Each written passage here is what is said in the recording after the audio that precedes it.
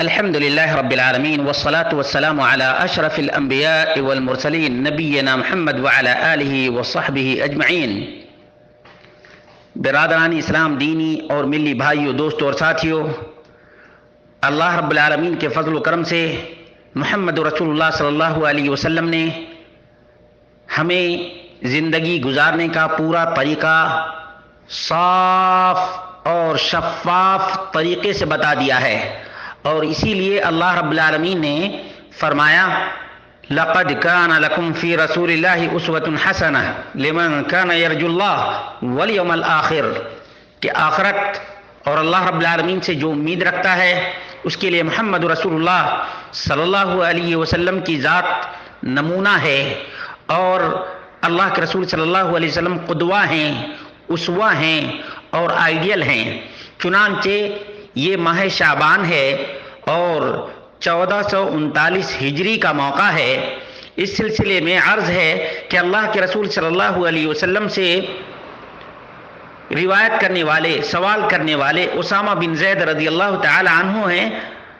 قال قلت یا رسول اللہ لم اراک تصوم شہرا من الشهور ما تصوم من شعبان، فقال صلی اللہ علیہ وسلم ذلك شهر يغفل الناس عنه بين رجب ورمضان وهو شهر ترفع فيه الأعمال إلى رب العالمين فأحب أن يرفع عملي وأنا صائم، رواہ النسائی۔ اسامہ بن زید رضی اللہ تعالی عنہ کہتے ہیں کہ میں نے رسول اللہ صلی اللہ علیہ وسلم سے پوچھا، اللہ کے رسول آپ شعبان میں جتنا روزہ رکھتے ہیں اتنا کسی بھی مہینے میں روزہ نہیں رکھتے ہیں؟ آپ صلی اللہ علیہ وسلم نے فرمایا کہ ہاں یہ بات صحیح ہے، یہ وہ مہینہ ہے جس میں بہت سے لوگ غفلت کا شکار ہو جاتے ہیں، یہ رمضان اور رجب کے درمیان ہے۔ یہ وہ مہینہ شعبان کا ہے جس میں اللہ رب العالمین کی طرف اعمال اٹھائے جاتے ہیں، تو میں چاہتا ہوں کہ میرے اعمال اس حالت میں اٹھائے جائیں کہ میں روزے سے ہوں۔ یہ سنن نسائی کی روایت ہے۔ اسی طرح سے وعن عائشہ رضی اللہ عنہا قالت لم يكن النبي صلی اللہ علیہ وسلم يصوم شهرا اکثر من شعبان وكان يصوم شعبان كله، رواه البخاری۔ نبی اکرم صلی اللہ علیہ وسلم رمضان کے علاوہ کسی مہینے کا پورا روزہ نہیں رکھتے تھے سوائے شعبان کے، یہ بخاری کی روایت ہے۔ اسی طرح سے شعبان میں کثرت سے روزہ رکھنے کی اللہ کے رسول صلی اللہ علیہ وسلم کی سنت موجود ہے، اس میں کوئی شک نہیں ہے، اس میں کوئی شک نہیں ہے۔ البتہ ممانعت صرف اور صرف اس روزے کی ہے جو آدھے شعبان کے بعد، نبی اکرم صلی اللہ علیہ وسلم نے فرمایا لا تصوموا بعد النصف من شعبان، شعبان کے آدھے کے بعد روزہ مت رکھو، یہ نبی اکرم صلی اللہ علیہ وسلم کا فرمان ہے۔ اس کے باوجود بھی ہم دیکھتے ہیں کہ اس مہینے میں ابتدائی شعبان کے ایام میں روزے لوگ نہیں رکھتے ہیں، خاص کر کے 15 شعبان کا روزہ رکھتے ہیں۔ کہتے ہیں 15 شعبان کا جو روزہ رکھے گا اس کے 60 سال کے پچھلے گناہ معاف ہو جائیں گے اور 60 سال کے اگلے گناہ معاف ہو جائیں گے۔ یہ سراسر شریعت پر زیادتی ہے، نبی اکرم صلی اللہ علیہ وسلم سے آگے بڑھنا ہے، یہ فضیلت اللہ کے رسول صلی اللہ علیہ وسلم نے نہیں بتائی ہے۔ اسی طرح سے بہت سی بدعات، خرافات اور شرکیات کی حد تک اس مہینے میں لوگوں نے روایات گڑھی ہیں اور بیان کرنا شروع کر دیا ہے، بلکہ ایسا لگتا ہے کہ شب قدر رمضان میں نہیں بلکہ یہ شب برات جس کو کہتے ہیں، یہ شب برات قرآن و سنت میں نہیں ہے۔ برات کے معنی ہوتا ہے بیزاری، یہ شیعوں کی طرف سے آیا ہوا ہے، بیزاری کی رات نہیں ہے اسلام میں، شب برات نہیں بلکہ لیلۃ النصف من شعبان کا لفظ آیا ہے لیکن شب برات نہیں، اس لیے اس لفظ سے اجتناب کرنا چاہیے، پرہیز کرنا چاہیے، شب برات کا نام نہیں دینا چاہیے، اس لیے کہ برات کے معنی ہوتا ہے بیزاری، اور اس میں شیعیت رافضیت کا بڑا ہاتھ ہے، اس لیے کہ شیعہ اور رافضی خاص طور سے اس رات کو مناتے ہیں اور صلاۃ الفیہ کے بارے میں المقدسی نے ذکر کیا، وَأَوَّلُ مَا حَدَثَتْ عِنْدَنَا سَنَةَ 448، 448 ہجری میں بیت المقدس، 448 مسلمانوں، نوجوانوں یاد رکھو یہ صلاۃ الفیہ جس میں 10 مرتبہ سورۃ الفاتحہ. یہ کون سی نماز ہے 10 مرتبہ سورۃ الفاتحہ؟ یہ کس کا طریقہ ہے آخر؟ کس کی سنت ہے یہ؟ محمد رسول اللہ صلی اللہ علیہ وسلم کی یہ سنت نہیں. صحابہ اس کو جانتے بھی نہیں تھے، یہ صلاۃ الفیہ کو، صلاۃ رغائب کو بھی نہیں جانتے تھے. یہ 448 نبی اکرم صلی اللہ علیہ وسلم کی وفات کے 450 سال کے بعد یہ چیز آئی ہے. سوچو ذرا سا. قدم علینا فی بیت المقدس رجل من نابلس، نابلس کا ایک آدمی بیت المقدس میں آیا. یعرف بابن ابی الحمیرا، ابن ابی الحمیرا اس کا نام تھا. وکان حسن تلاوہ، اس کی آواز اچھی تھی. فقام یصلی فی المسجد الاقصی لیلۃ النصف من شعبان، 15 شعبان کو مسجد اقصی میں وہ نماز پڑھانے لگا. تو اس کے ساتھ 1 آیا، 2 آیا، 3، 4، فما ختم الا ہوا فی جماعت کثیرہ، 3، 4 ہوتے ہوتے پوری جماعت بن گئی. الباعث علی انکار البدع والحوادث، صفحہ نمبر 124 میں اور 125 میں یہ بات آئی ہے.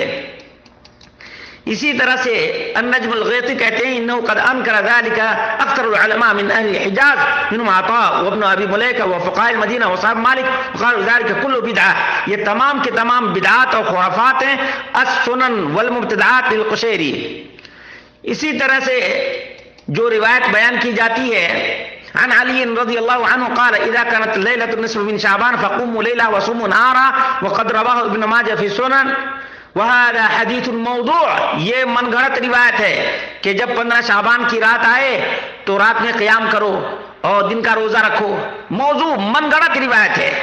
اور اسی طرح سے ایک روایت جس کے بارے میں دیگر اخوان نے بھی پوچھا ہے، ان اللہ تعالی ينزل ليلة النصف من شعبان الى السماء الدنيا فيغفر لاكثر من عدد غنم بني كلب وقد رواه ابن ماجہ حدیث نمبر 1389 وہ حدیث ضعیف. یہ تمام کے تمام ضعیف اور موضوع روایات ہیں. والحاصل ان هذه الامور لم يأت فيها خبر ولا اثر غیر الضعاف والموضوعات. کہتے ہیں کہ 15 شعبان سے متعلق سوائے ضعیف، موضوع، من گھڑت روایات اور اخبار کی اور کوئی چیز ثابت نہیں ہے بخصوص 15 شعبان سے متعلق. اس لیے اللہ رب العالمین سے دعا کرتے ہیں کہ اللہ رب العالمین ہم سب کو سنت مصطفیٰ صلی اللہ علیہ وسلم پر اکتفا کرنے کی توفیق عطا فرمائے. اور جو کچھ اس 15 شعبان کو شب برات اور اس میں پٹاخے جو چھوڑے جاتے ہیں یہ مجوسیوں کی سنت ہے. پٹاخے چھوڑنا، یہ بجلی کے قمقمے جلانا مجوسیوں کا طریقہ ہے. برمکی مجوسی بہت زمانے تک یہ اپنے کفر کو، اپنے شرک کو چھپائے رکھے. بعد میں جب مسلمانوں کو پتا چلا کہ یہ مجوسیوں کی، آتش پرستوں کی، پارسیوں کی سنت ہے تو فوراً ہی مسلمانوں نے اپنی آنکھیں کھول لی. ورنہ ان کی عیاری اور مکاری بہت زیادہ مشہور اور معروف تھی. شیخ عبدالعزیز بن باز رحمہ اللہ سے پوچھا گیا عن لیلۃ النصف من شعبان وهل لها صلاة خاصة فجاب لیلۃ النصف من شعبان لیس فیہا حدیث صحیح. 15 شعبان سے متعلق کوئی بھی حدیث صحیح نہیں ہے. کل الاحادیث الواردہ فیہا موضوعۃ وضعیفۃ لا اصل لها وہی لیلۃ لیس لها خصوصیہ. کہ جتنی بھی 15 شعبان سے متعلق روایات وارد ہوئی ہیں، احادیث آئی ہیں، موضوع ہیں، ضعیف ہیں، اس کی کوئی اساس اور بنیاد نہیں ہے. اور اس 15 شعبان کی رات کی کوئی خصوصیت نہیں ہے. لا قراءۃ ولا صلاۃ خاصۃ ولا جماعۃ. نہ تو قراءت خاص اس 15 شعبان کو صحیح ہے اور نہ کوئی نماز، صلاۃ الفیہ، صلاۃ الرغائب. یہ 448 ہجری میں جو چیز ایجاد کی گئی ہے وہ نبی کی سنت نہیں ہو سکتی، خلفائے راشدین کی سنت نہیں ہو سکتی، عمر کا طریقہ نہیں ہو سکتا، ابو بکر کا طریقہ نہیں ہو سکتا، علی کا طریقہ نہیں ہو سکتا، عثمان کا طریقہ نہیں ہو سکتا، عشرہ مبشرہ کا طریقہ نہیں ہو سکتا ہے. یہ بعد کے بدعتیوں نے ایجاد کیا ہے، بعد کے بدعتیوں نے اس کو ایجاد کیا ہے. مسلمانوں اپنی آنکھیں کھولو، فرائض کا اہتمام کرو اور بدعات سے اجتناب کرو، پرہیز کرو، بدعات سے دور رہو. نبی اکرم صلی اللہ علیہ وسلم نے فرمایا تھا ایاکم والبدع، بدعت سے بچو، بدعت سے بچو.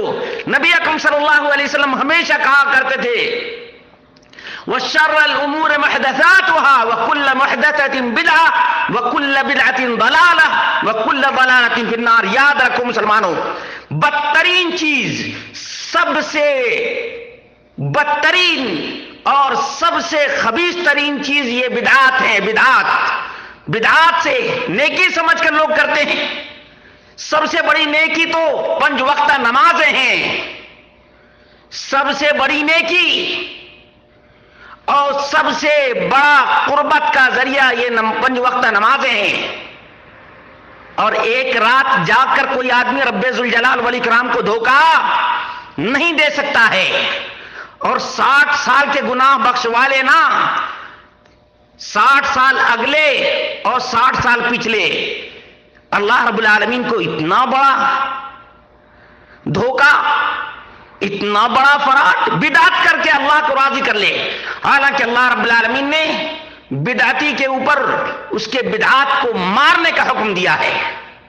اللہ رب العالمین اس عمل کو قبول ہی نہیں کرتا ہے جس عمل پر محمد رسول اللہ صلی اللہ علیہ وسلم کا ختم نبوت نہ لگا ہو. یاد رکھو مسلمانوں، 400 سال کے بعد جو بدعت ایجاد کی گئی ہے، بدعت پر عمل پیرا ہو کر